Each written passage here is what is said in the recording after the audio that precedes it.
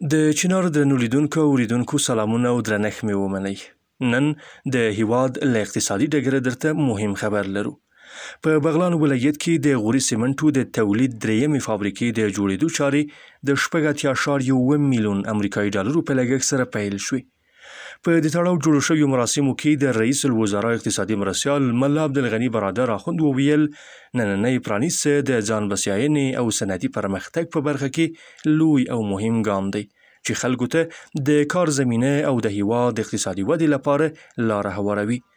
هغه وویل دغه فابریکه چې په 4 ساعتونو کې به د 15,000 ټنه سمنټو د تولید ظرفیت ولري، چارې به یې په 18 میاشتو کې بشپړې شي.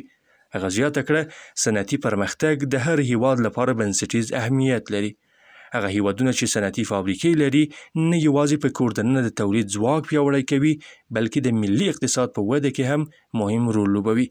همدارنګه د اماراتي شرکتونو لوی رئیس مولوي احمد جان بلال وویل د غوري سمنټو درېیمه فابریکه د هیواد د صنعتي خپلواکۍ او د ځوانانو لپاره د کاري فرصتونو په برابرولو کې مهم رول لري.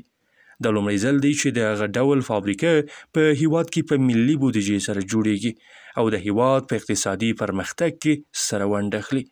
له ټولو مهمه دا چې د دې فابریکې له 10 تر 50 سلنه وسایل په هیواد کې دننه د ملي پراختیا شرکت په فابریکو کې تولیدیږي، چې دا د ملي تولید او اقتصادي ځانبسیاینې یوه مهمه او ښکاره نښه ده. د سمنټو د دې فابریکې له فعالیت سره به افغانستان د سمنټو له اړخه ځانبسیاینې ته لا نږدې شي.